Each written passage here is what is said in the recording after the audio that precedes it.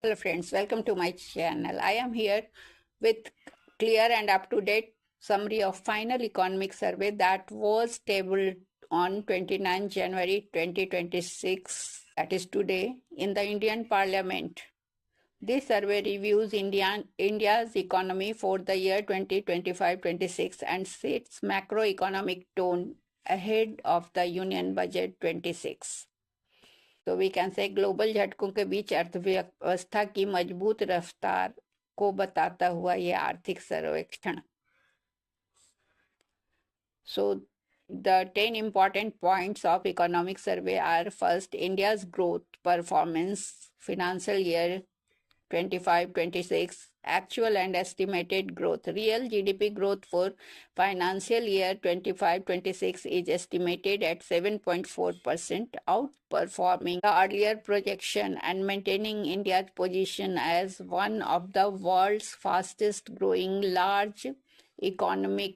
Gross value added, that is GVA, growth is at 7.3%. Growth driven by strong domestic demand, investment uptake, and manufacturing expansion. In medium-term outlook, financial year 26-27 growth projected between 6.8% and 7.2% next fiscal year, a modest moderation from the current year, but still strong. Macroeconomic stability, inflation and policy. Inflation remained low and stable, allowing the RBI to cut rates and support credit growth. Fiscal policy balanced capital investment with fiscal prudence. External sector services exports grew substantially, and India continues as the largest remittance recipient globally. It is about USD 135 billion. Forex reserve remain robust, strengthening external resilience. Third is sectoral highlights: industry and infrastructure. Industry gross value at GVA grew strongly, that is 7% in the first half of financial year 26. Logistics, ease of doing business reforms, and infrastructure spending help to sustain momentum. In agriculture, structural shifts has been taken place. Horticulture output rising above traditional food grains. Agriculture innovation, mechanization, market reforms, and crop insurance delivered positive results. Press information, MSMEs and credit guaranteed credit scheme and micro enterprise credit cards expanded access to finance. Fourth is social and human development, education, high gross enrollment in primary and secondary education.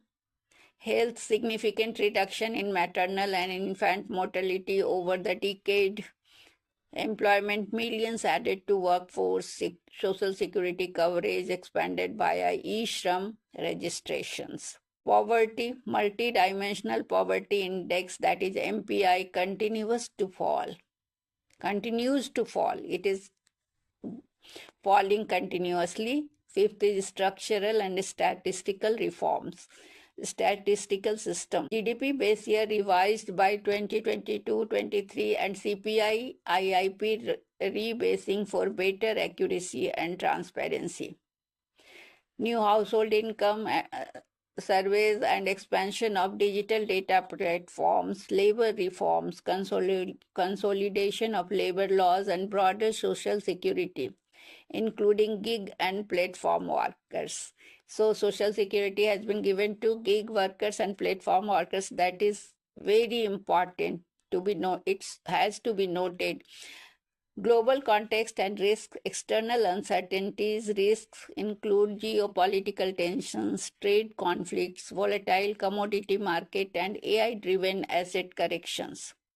Despite this, domestic demand and macro buffers support resilience. Seventh is strategic message, disciplined Swadeshi.